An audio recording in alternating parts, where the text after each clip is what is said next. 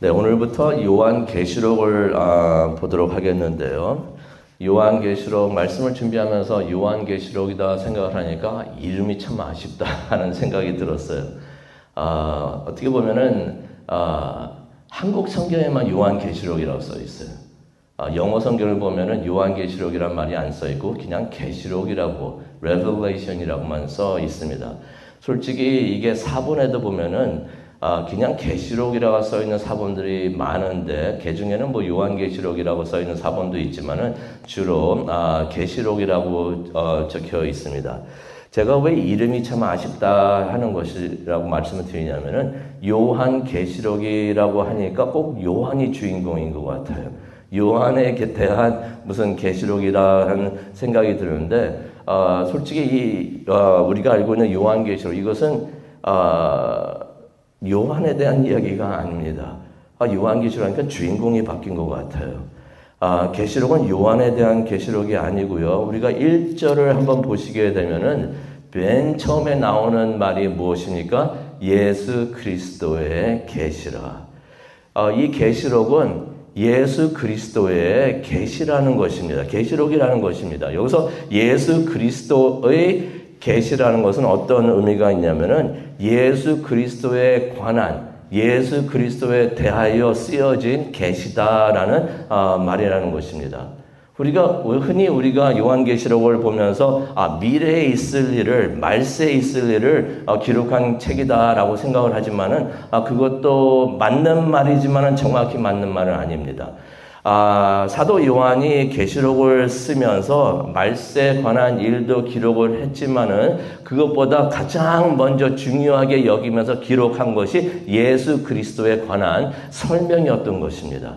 그래서 실제로 우리가 1장을 보게 되면요, 제사장이 되시는 예수님에 대해서 말을 하고 있고요. 2장과 3장을 보게 되면은 교회들의 재판장이 되시는 예수님에 대해서 말을 하고 있고요. 4장은 창조주 예수님, 5장은 구원자 예수님, 6장에서 18장은 역사의 주가 되시는 주님이 되신 예수님, 19장과 20장을 보게 되면은 정복자 예수님에 대해서 말을 하고 있고요. 또 20장, 21장을 보게 되면 신랑 되시는 예수님에 대해서 기록이 되어 있습니다. 말세에 대한 이야기도 있지만은 우리가 거기에 너무 이렇게 집중하지 않기를 바랍니다. 예수 그리스도에 대한 이야기가 계시록이라는 것을 우리가 깨닫기를 원합니다.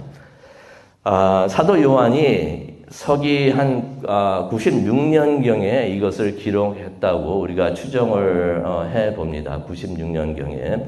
왜냐하면은 요한이 반모섬으로 유배당했다는 것이 그때쯤 반모섬 95년, 96년쯤에 유배당했다는 기록이 있기 때문에 이 요한계시록을 이제 요한이 그 반모섬에 들어가서 기록을 한 거잖아요. 그러니까 이것을 서기 96년경에 기록하지 않았을까 그렇게 추정을 해 봅니다. 그때 하나님께서 예수 그리스도에 대한 계시를 사도 요한에게 보여 주셨다는 것입니다. 그래서 사도 요한이 1장 19절 참 중요한 말씀인데 이거 밑줄 치시기 바랍니다. 19장을 보시게 되면 그가 본 것, 사도 요한이 본 것, 이게 무엇을 기록을 했냐면요. 그가 본 것과 지금 있는 일들과 그리고 장차 될 일들을 기록을 했다라고 나와 있는데요. 그가 본 것은 몇 장을 얘기하냐면요. 1장을 얘기합니다. 오늘 그 사도 요한이 본 것에 대해서 제가 잠시 말씀을 드리겠는데 무엇을 보았는가 우리 보도록 하겠습니다. 그가 본 것을 기록을 했고요. 지금 있는 일들은 뭘 말합니까? 그게 2장에서 3장에 나오는 거예요. 교회에서 일어나고 있는 일들을 말을 하고 있고요. 그리고 장차 될 일을 기록했다고 했는데 장차 될 일은 4장에서 22장까지 나오는 일들을 기록을 하고 있는 것입니다. 부활하신 예수님께서 영광된 예수님께서 요한에게 이 모든 것을 기록하라고 명령을 하시는데 그 명령이 19장에 나와 있는 것입니다. 그래가지고 이것을 기록을 해가지고 어떻게 하라고 그랬죠? 11절에 보니까 소아시아에 있는 7 교회들에게 이것을 보내라라고 말씀을 예수님께서 하셨습니다. 7 교회는 어떤 교회인가 11절에 나와 있죠. 에베소 교회, 서모나 교회, 버가모 교회, 두아디라 교회, 사대 교회, 빌라델비아 교회, 라오디게아 교회들을 의미를 합니다. 제가 성지순례에 가면서 이 7교회들을 방문을 했어요. 방문을 했는데 서문화 교회는 못했어요. 좀 멀리 떨어져 있기 때문에 못 갔다고 하는데 다른 교회들은 다 유적지가 있어요. 그 옛날 건물들이 있고 무너진 건물도 있고 제가 사진도 찍고 다 또 동영상도 찍고 그랬는데 다음에 이제 설교하고 그럴 때 기회가 되면은 그것들을 이제 보여드리겠습니다. 그런데 서문화 교회는 안 간 이유 중에 하나가 뭐냐면 거기는 아무런 유적지도 없다고 합니다. 그래가지고 시간도 안 되고 그래가지고 그냥 지나갔었는데 그 7교회들 지금 터키에 있어요. 터키에 이 소아시아 터키에 이 교회들이 있는데 그 교회들에게 예수님께서 이 편지를 보내라고 하셨습니다. 그런데 이 계시록이 당시에 있던 그 교회들에게만 보낸 것이 아닌 것이 이 교회들은 모든 교회들을 대표하고 상징으로 대표하는 교회들이 됩니다. 그래서 예수님께서 이 요한계시록을 교회들에게 변화하라 한 것은 우리에게도 보내주신 줄로 믿습니다. 이게 우리에게 주시는 예수 그리스도의 말씀이다라고서 우리가 받기로 원합니다. 실제로요, 우리가 3절을 가기로 원하는데요. 3절을 가니까 이런 말씀하십니다. 이 계시록을 읽고 듣고 지키는 자에게는 복이 있을 것이다. 이 계시록을 읽고 듣고 지키는 자에게 하나님께서 복을 주신다는 것입니다. 읽는 자, 거기서 크게 읽는 자를 말하고 있는데 성경을 이 요한계시록 읽으시기를 바랍니다. 이게 쉽지는 않아요. 어떤 목사님은 이거 요한계시록 쉽다고 하는데 쉽지가 않습니다. 왜냐하면 상징되는 것들이 너무나 많기 때문에 이해하기가 힘들어요. 이해하기 힘든 건 힘든 거죠. 하지만 이것을 읽으시길 바랍니다. 예수님께서 주시는 말씀이기 때문에 또 이것을 들으시기를 바랍니다. 그리고 지키는 자라고 했는데 지키는 자는 뭘 말합니까? 이것을 순종하라는 거죠. 읽고 듣고 좋은 말 하고 지나가면 아무런 의미가 없어요. 아무런 의미가 없어요. 이것을 순종해야 된다는 것입니다. 순종한다는 것은 뭘 의미합니까? 실천을 한다는 것이죠. 그대로 이 말씀대로 실천을 할 때 그런 삶을 살 때 하나님께서 축복을 해 주신다는 것입니다.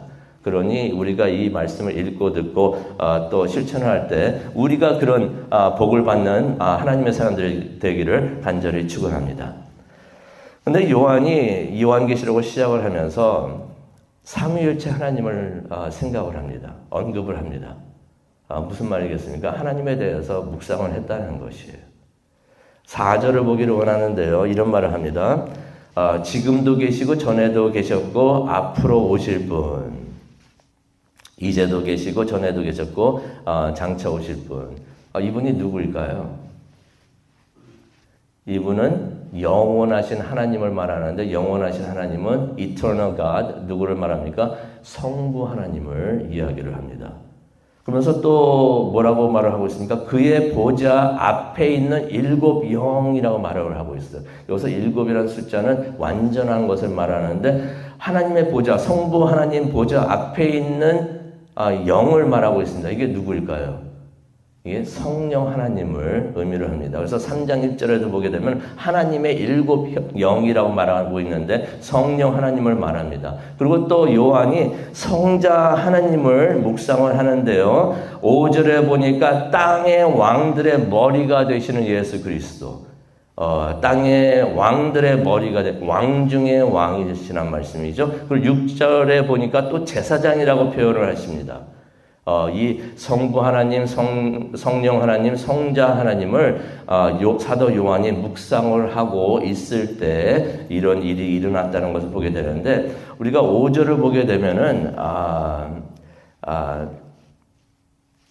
하나님의 축복이 나오는데요. 예수님께서 십자가에서 우리를 위해서 하신 일에 대해서 설명을 해주고 계십니다. 첫 번째는 5절에 보니까 우리를 사랑하셨고 십자가에 계시면서 예수님께서 무슨 일을 하셨는가 우리가 한번 다시 한번 생각하기를 원하는데 하나님이 우리를 사랑하셨고 또 5절에 보니까 그의 피로 우리를 씻어주셔가지고 우리를 죄에서 해방시켜 주셨다라는 말씀이 있습니다. 그리고 6절을 보게 되니까요. 무슨 말씀이냐면 예수님께서 우리를 제사장으로 삼으셨다라는 말씀이 있습니다.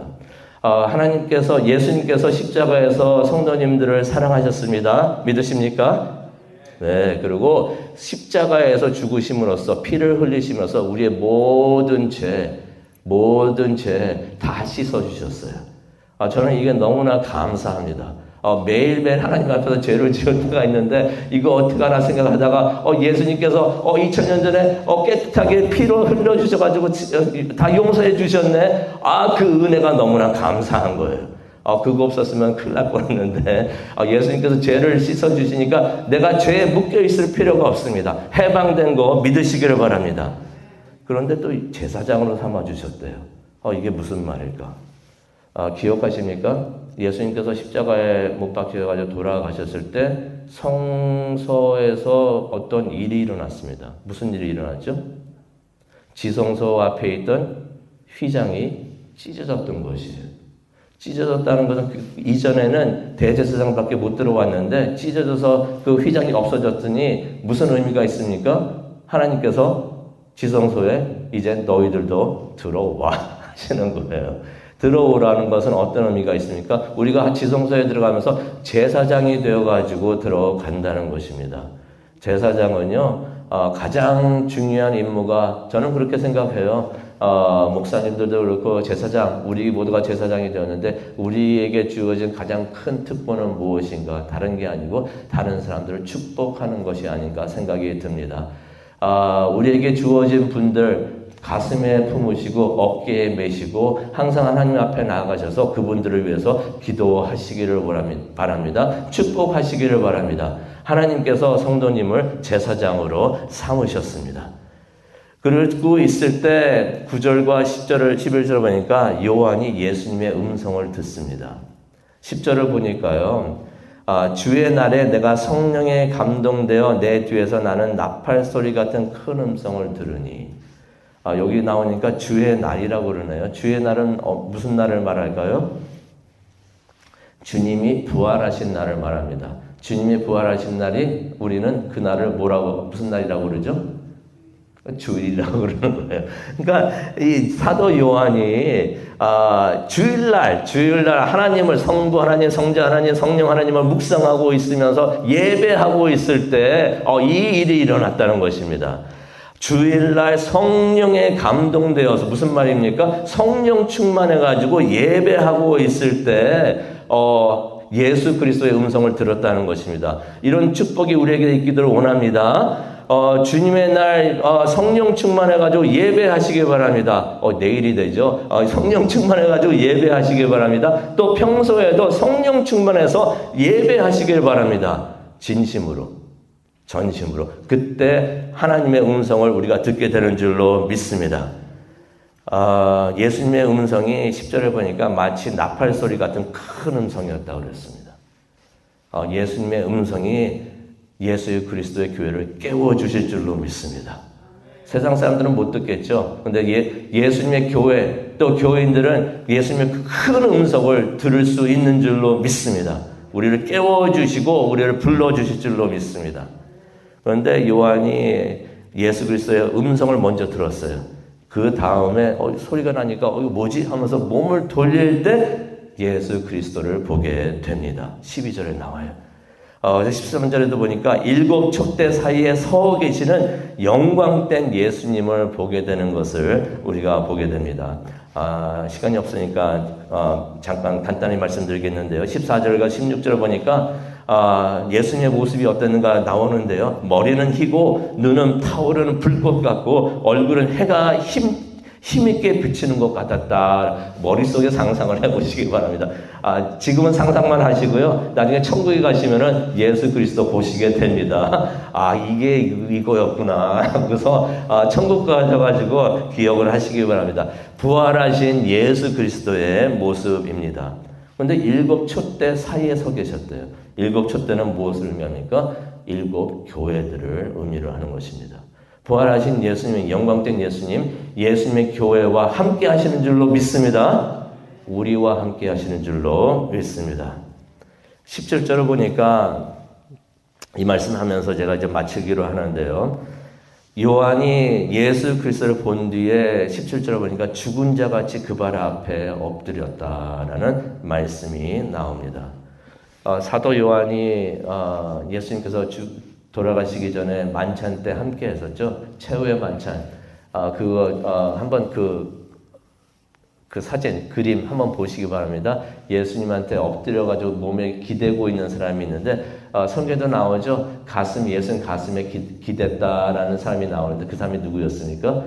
사도 요한이었던 것이에요.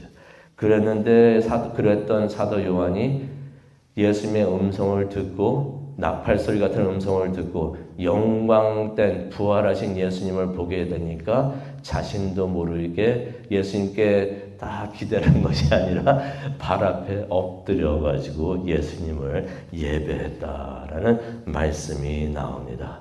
우리가 예수님의 음성을 듣고 예수님의 모습을 보게 되면은 우리가 예수님을 예배하게 되는 줄로 믿습니다.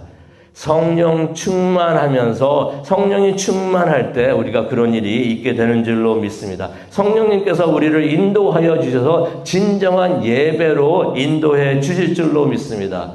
오늘 예배하고 또 기도하는 시간에 이 기도하시기 바랍니다. 내가 예수 그리스도의 음성을 듣고 예수님을 보기를 원합니다. 그래서 내가 진정으로 예수님께 기도하기를 원합니다. 라고 기도하시기 바랍니다. 그런 축복이 여기 계신 모든 성도님들과 또 방송을 통해서 예배하시는 모든 성도님들에게 임하시기를 간절히 축원합니다.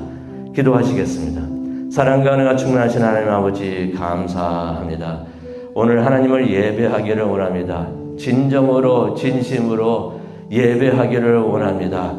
대충 건성으로 드리는 것이 아니라 일주일에 한 번 하는 것으로 그냥 드리는 것이 아니라 온 마음 다해서 성령이 인도하시는 대로 우리가 예배하기를 원합니다.